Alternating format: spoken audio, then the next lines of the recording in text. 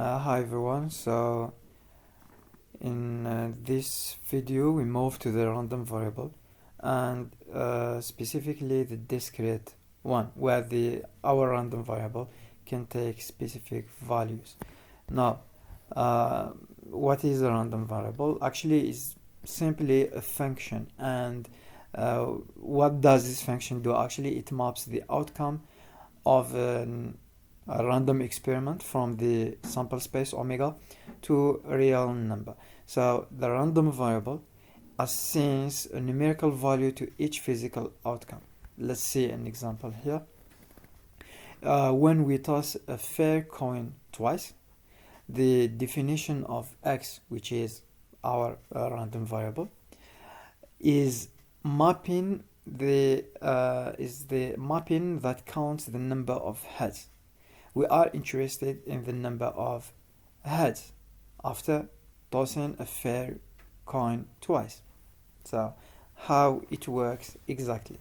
So what is in this experiment? In this experiment, we have our omega. Omega is the set of all our possible outcome. So if we toss twice a coin, we can get a head twice. Both of them gives head. Maybe the first give head, the second give a tail. Maybe the first give tail, the second is a head, and finally they both are tail. So this is our omega, all possible outcome. And what actually our a random variable do here, it assign a real number to each outcome, each physical outcome. And if x counts actually the number of heads, so the number of heads can be 0. I didn't get any head. It can be 1. I get only 1. And what actually gives 1? Either this or this. And finally I get 2, which means both are head. So here we can say that our random variable can take different values, and those values are 0, 1 and 2. Now in random variable we need to understand some concepts that are important. So let's start with what we call the PMF, or the probability mass function, and CDF, which is the cumulative distribution function. Now I will try to explain them with an example. So our mapping here in this example gave us a simple set of 0, 1, 2, which means those values that our random variable can take, but this outcome are not equally likely, which means the probability of x to be 0 is not the same as being 1. Okay, so they are different. So we need to look at our input set to calculate the probability mass function. Probability mass function is exactly the exact probability that our random variable x takes a specific value, and since here it is discrete, so it is isolated value, and it is written like this. So it is written like this: px equal x. What does this mean? What is the probability of x? It takes this value, specific value. What is, for example, what is the probability of my random variable is 1, for example. Okay, this is what we call PMF. It is the probability mass function. That's what we use when we have discrete. When we have continuous, it's not PMF, but it is the PDF, or the probability density function. Now we have a rule that must be met here. It is a condition. So the sum of all the probabilities equal like x equals all its value, all its possible value is 1. For example, in our example here, the probability of x equals 2 plus the probability of x equals 1 plus the probability of x equals 0 should be 1, which is 100%, the total. Now let's write our PMF, or the probability mass function here. So in this table we have the first row here of xe and its value. These are the different value that our random variable can take. It can be 0, it can be 1, can be 2. So this is the first row. The second is our PMF, which is, we said we write it like px equals a value, a certain value, or we can just call it pi. So now how to find the probability mass function. We start with the first value. So what is the probability that my random variable x take the value of 0, which means we're back here to get 0. That means we have 2 tails. How to get 2 tails? It's 1 over 4. So the probability is 1 over 4. The probability that x equals 0 is 1 over 4. And let's move to the second one. So the another value that my random variable can take is 1. How to get 1?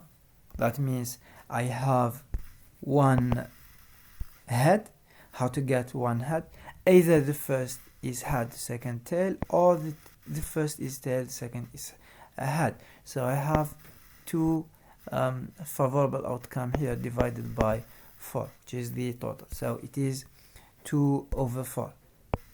Now for the last value that my random variable can take is 2. So the probability of getting 2 head is 1 over 4. And the total is 1.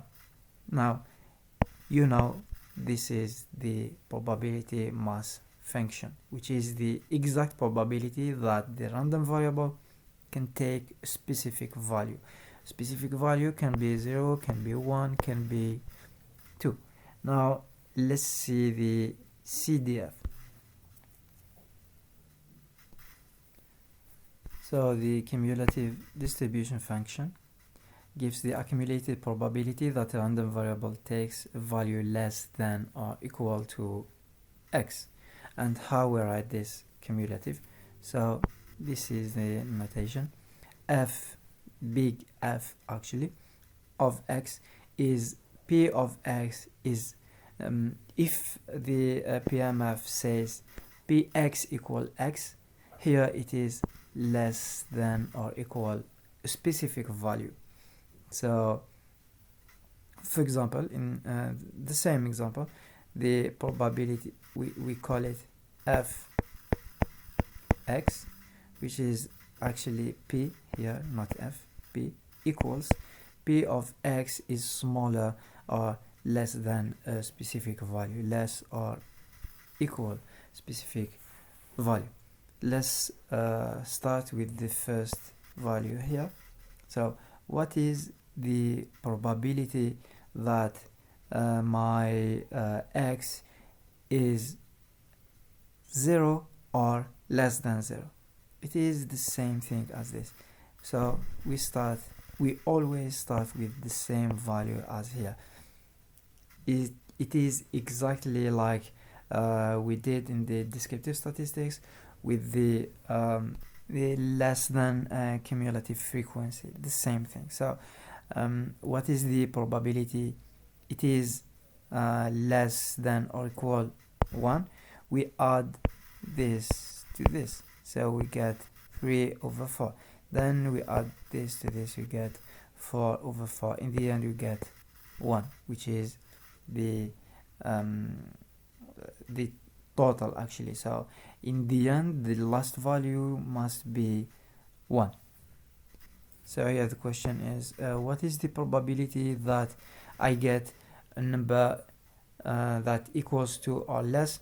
It is everything, because everything in our sample space is less or equal to, so it is 1, which is 100%.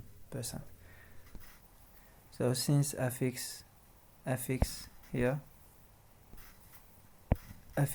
can take many values, so we can write it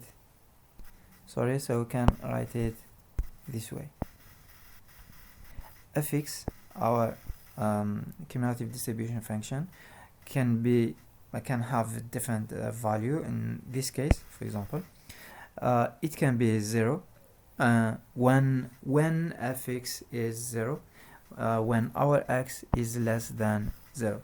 For example, here if I tell you what is the probability of getting -1, which means less than 0, so -1, it is 0, it's nothing. I have no value that is less than 0 here, so this is the first value. It can be 0 when it is less than this 0, and then my x here can be between 0 and 1 here, so it is here it is greater or equal 0 but strictly less than 1. So I have only one value that is like this, it is less than 1 but greater or equal 0, which is 0, and the probability is 1 over 4. So my fx is 1 over 4 whenever my x is between 1 and 0. Here 0 is included, 1 is not. And then I can have the x here between 2 and 1, greater or equals 1 but strictly less than 2. So what value is gives this? So either it is 0 or 1. Why here? Because we said x here is greater or equals 1 and less than 2.